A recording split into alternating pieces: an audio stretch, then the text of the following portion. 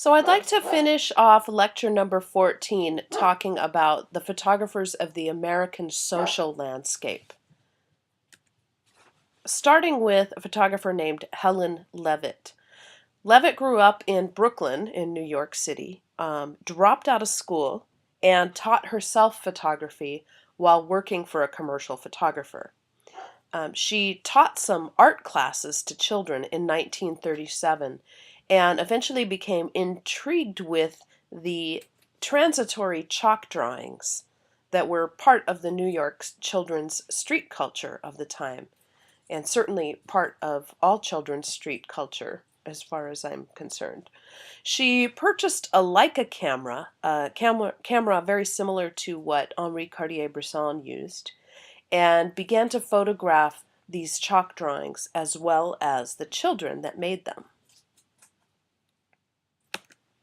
World War II was a turning point for photography, and in many ways, far less the role of photography was far less certain. In New York City, a number of so-called Helen Levitt studied with Walker Evans during 1938 and 1939. And in 1943, Edward Steichen at the Museum of Modern Art curated her first solo exhibition, after which she began to find press work as a documentary photographer. Here we see some more of the images that she made of children during this time period.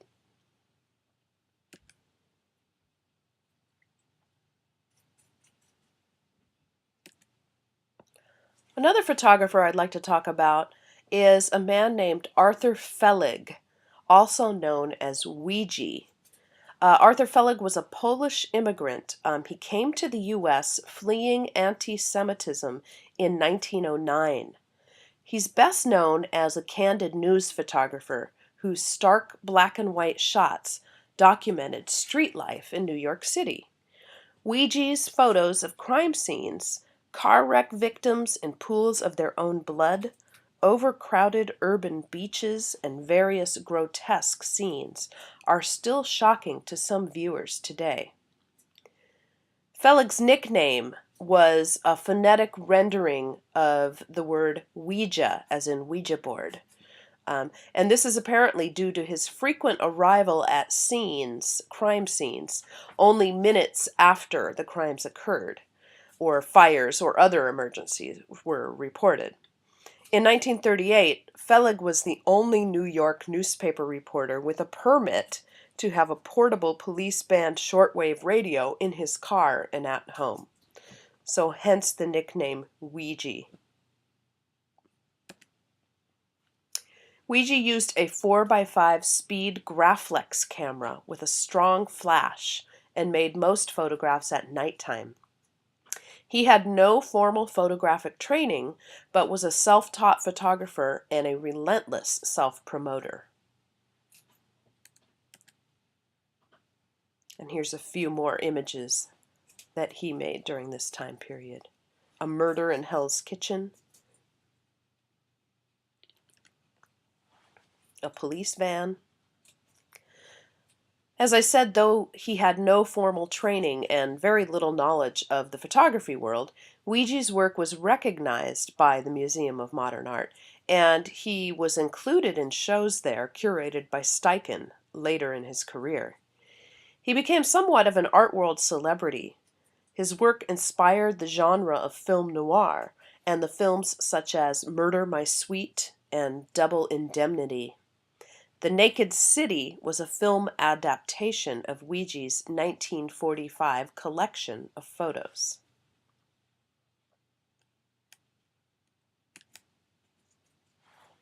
Now I'd like to talk about some of the street photographers working post-war. Roy DeCarava was an African-American photographer who worked with Langston Hughes on a book called The Sweet Fly Paper of Life. They were not attempting to make social reform. Rather, they were interested in an artistic rendering of life through text and image. And here we see one of my favorite of his images, an image here called Graduation, where you see quite a number of interesting elements and somewhat of a triangulation between the girl, the signage that talks about the luxury vehicle, and what appears to be a rickshaw in the front right there. So it's kind of an interesting, I think, dialogue between modes of transportation. And of course, the juxtaposition of the woman in, or the young girl, I should say, in the white dress and the Harlem street corner that she happens to be walking by. Here's another DeCarava image, window and stove. Interior shot of a tenement apartment building.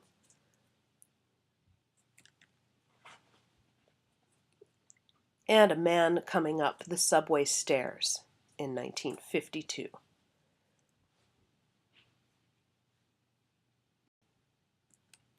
Another important photographer during this time is the Swiss-born photographer named Robert Frank, who hit the streets of America in search of pictures. Frank had been a commercial and fashion photographer when he first came to America. He was friends with Walker Evans, and with Evans' encouragement, he went on the road with his camera.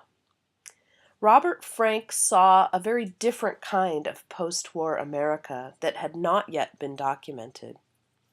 He saw, quote, a soul-damaged population fluctuating between violence, ignorance, and despair. This is a quote from the textbook. Frank's work was put together into a book called The Americans, which was published first in France, since apparently no U.S. publisher wanted to put it out. According to Marion in your textbook, The Americans captures the sense of unfulfilled lives and spiritually vacant environments of the post-World War II period. Frank's work is considered as part of a larger artistic and literary movement, including beat poetry and novels. In fact, Jack Kerouac wrote the introduction to the book, The Americans.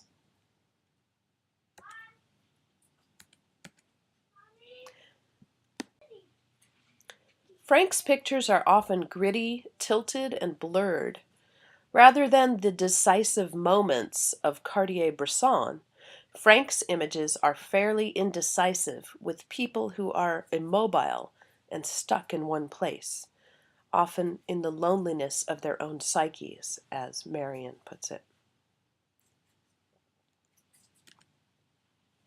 Frank transformed tokens of American post-war prosperity, such as automobiles and television sets, casting them as conduits of an insidious commercialism that was profoundly alienating individuals from each other and from the wider society.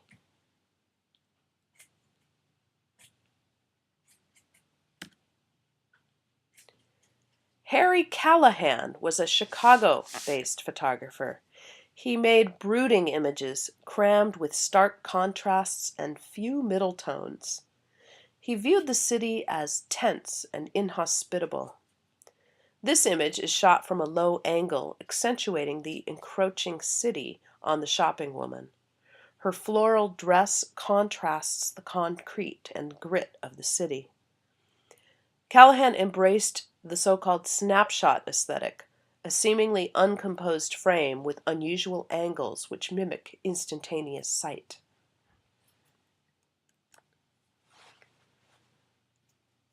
This image is full of active people but lonely people.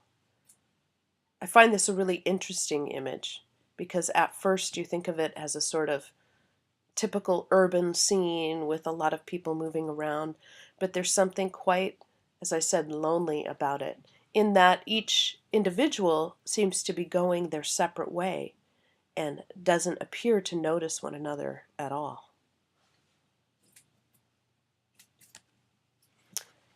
Other Callahan images are often stark and very modern in their composition.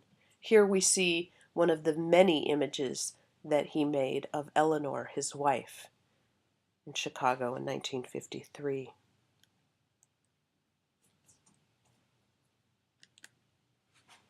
And finally, moving the camera away from the city, simply turning one direction, Callahan could compose a quiet, peaceful image of water, as this particular image of Lake Michigan.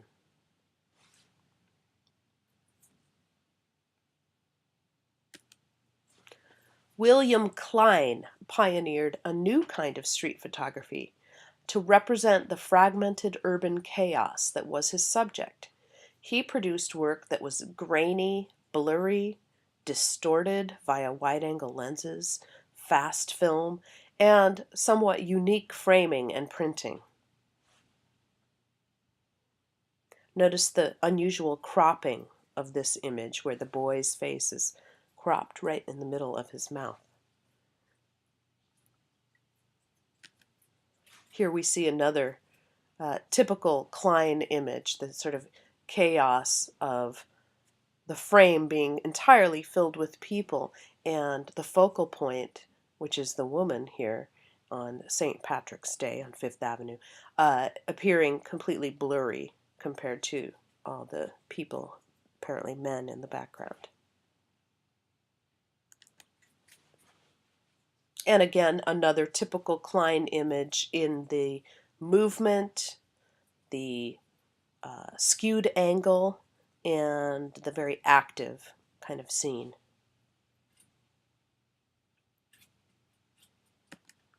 And I'm going to finish off this lecture talking about the family of man.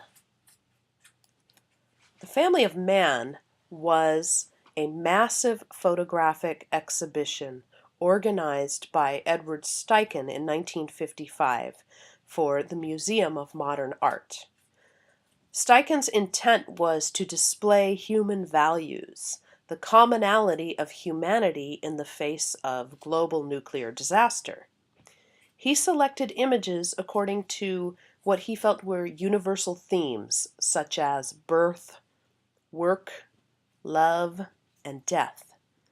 He homogenized the look of the photographs, having them processed at a commercial lab to match tonalities and harmonize the images. He cropped and displayed poster-sized prints, mounted and displayed them in a collage-style format or a photographic mosaic of sorts.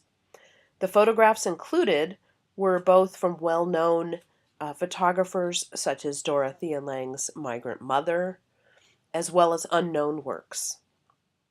And to accompany the works, Steichen chose phrases such as quote, she is a tree of life to them for motherhood. The design of the exhibition drew upon Russian and German design. Period. Other works included were here's a more contemporary example of what the exhibit looked like. What Steichen did in this exhibit is take images away from their original contexts. He would place, for instance, FSA photographs with other images of, quote, unspecified calamities, like workers in the Belgian Congo, in Bolivia, in Denmark.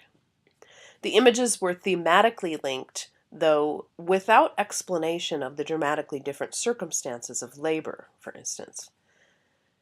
As Marion says, in his zeal to find international common ground from which to work against the widely feared nuclear cataclysm, Steichen had obliterated the specific cultural settings of the images. Public response to the show was very positive, and a book made from it became a best-selling book. Some photographers, however, objected to Steichen's transformation of their work into the homogenized and standardized formats. They felt that the show lessened the value of the medium through this overly harmonized printing and display, just when the medium was struggling for acceptance into museums and galleries. Roland Barthes, the French critic and writer, called the family of man, quote, an ambiguous myth of the human community which suppressed the determining weight of history. Barth associated this theme of universal oneness with American imperial aspirations.